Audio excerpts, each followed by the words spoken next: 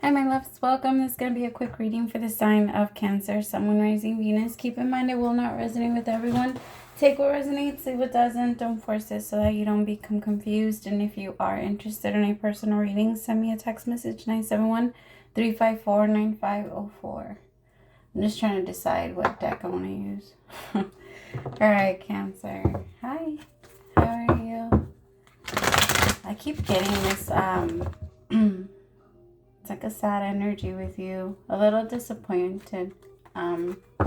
Maybe things are just, it feels like things are just not turning out like exactly.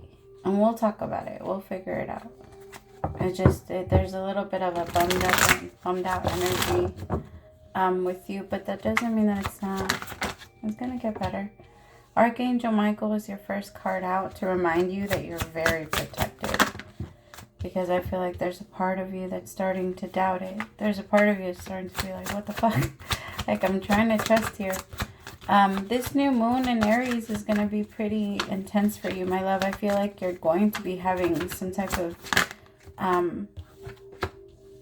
intervention, divine intervention. Look, I have protected. When it comes to your money, some of you are struggling when it comes to your money. You feel like it's hitting... Like, I just heard shit is hitting the fan. It's because things come up, right? Sometimes things are out of our control.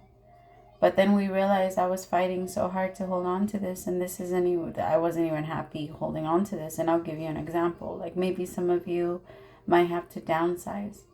There's an energy of having to downsize. Maybe you went in for a car that you can't really afford, or you went in for a house or an apartment that you feel like is taking all of your money, and there really is no point in me having it because I don't know, there's no point in me having such a big house if it's just me or something like that. There's just an energy of like, with surviving the hamster, the daily hustle. I don't know why I was going to say the hamster wheel. I don't know. It feels, some of you do feel like you're trapped in a hamster wheel. And when I see that, oh, well, that's what the card is. I'm sorry. When we see a hamster wheel, it's just like it's us running in the same place, like running really, really fast, but we think we're gonna get somewhere, but it's not going anywhere. And that's how you've been feeling lately. The universe is gonna come in and show you where you can free yourself. For some of you, this isn't everyone. Well, we'll tap into... I'm not ready to make it negative, like too negative yet. So like, give me like 2 seconds. Let me just keep pulling out. Okay.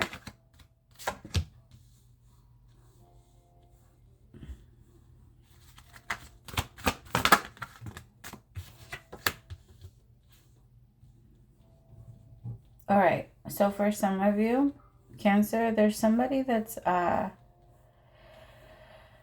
I feel like there's a situation here that might be bringing you bad luck. I'm sorry. It could be a person. It could be a love affair. Okay, so if you're connecting with someone that has a person, it could be a love affair. So either on your end or their end,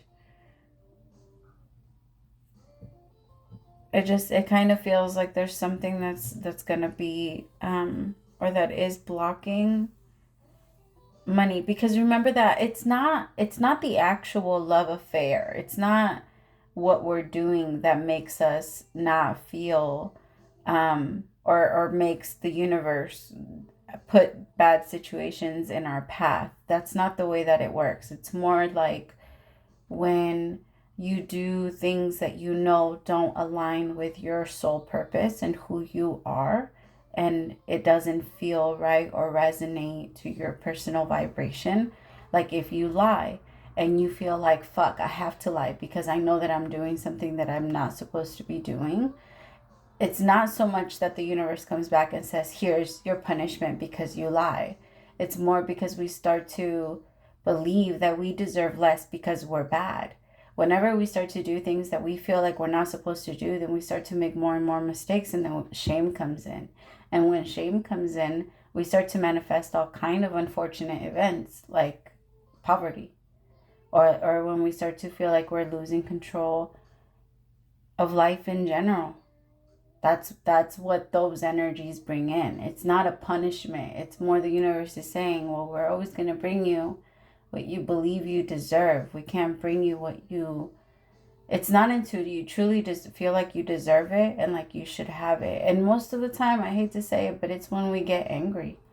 It's when the energy comes up out of nowhere. And the thing is, sometimes people have love affairs because they're in relationships with people that they should have ended the relationship with a long time ago. And then when they meet someone new, now I'm not justifying and saying that anything is okay, because I don't know. Everybody, I believe everyone has the right to live the way that they want to live, as long as the truth is told, because the truth is what free will is, right? Because if you have the whole truth, then you can make the decision. It's just a lot of the times we don't like to know the truth. We don't like to know the truth because the truth it can hurt. It's a bitch. It sets you free, but it's a fucking bitch. It's like walking through a fucking rose bush with a bunch of thorns. Like, it's gonna set you free, but it's gonna hurt like a mother.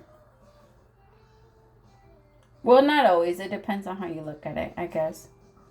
Whenever I find out anything bad, I try to remind myself over and over and over again how divinely protected I am, because that could be what's happening here. Maybe you're finding out that someone has gone into a relationship and is doing very negative things, and it could be that because you're with that person and they are experimenting in their energy. Remember that energy meshes very quickly. It's like water. If I have blue water over here and I have green water over here, or yellow water or whatever, and I mix them in a cup, they are not going to separate. You know what I mean? They're going to mix together. That's exactly how energy is. That's why when it comes to tarot, we connect emotion to it, because I feel like whoever I'm connecting with, whoever I'm reading for, your connection and your energy is mixed in with somebody that gets a lot of bad luck. You see how the two of you are in the pool together? Your energy is mixing in together, and it's bringing in a lot of bad luck, because I feel like the universe continues to say, this is a no. This is a no. This is a no. I don't think that this is in your best interest. But somebody continues to go for it anyway. And it's just... I gotta be honest, it feels like someone is falling under the illusion of the twin flame idea and believes that whoever they're connecting with outside of their connection is, you're my twin, but that's not the case. Tell me about this twin flame situation. See, I feel like they're meeting someone.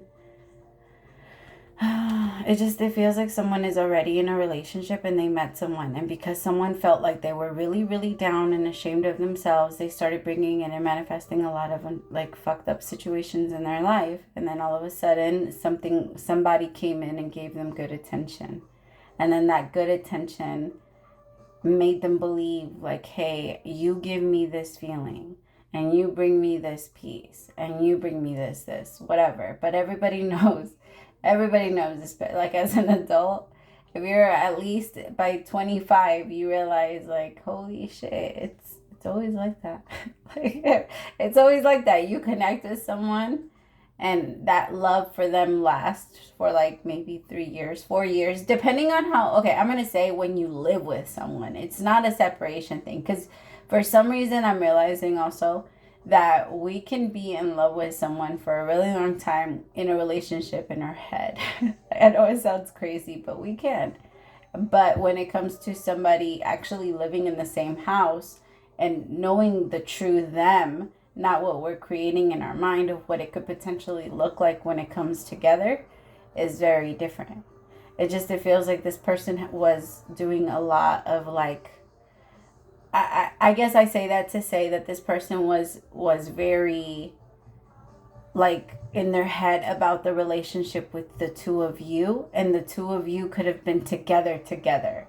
And then this person made a whole illusion of what type of connection they wanted, and they met someone and that person came in, and there's just like this love affair that's going on, and so it's creating more and more and more and more bad luck, because somebody knows that they're not standing in the right, and It's kind of like if you're in a war zone, there's a chance you're going to get hit. But if you're not, you don't necessarily have to worry. This person has purposely put themselves in a war zone, and the universe is saying you going in there and trying to rescue them is not going to help you. Because I can tell, Cancer, that there's a part of you that's very disappointed with how this turned out, and you want to go and you want to rescue them. But it's not your job. This person needs to realize that that's not the lifestyle that they really want to live, and that this person didn't really bring them peace, that it was just them being able to turn that little voice off that brought them peace. It's always new situations, new passion, new connections. It doesn't necessarily have to be another person. We just have to learn how to fall in love with experience. It doesn't always, it's just that our problem is we're so deprived of excitement and passion and love and all of that energy that we put all of that when it comes to sex. We put it on sex. We're so fucking sexualized that when it comes to anything, like, we seek that energy mostly from sex. Like, we have to seek it in a healthy way. There's a lot of things that you can fall in love with. Fall in love with snowboarding. Fall in love, like, try those things. Try the things that you've always, like, saw as, oh, I want to do that. Do those things, because those are going to be the things that are going to get you there. All right, I love you. Praise the Most High for allowing me to be your messenger. Bye, Cancer.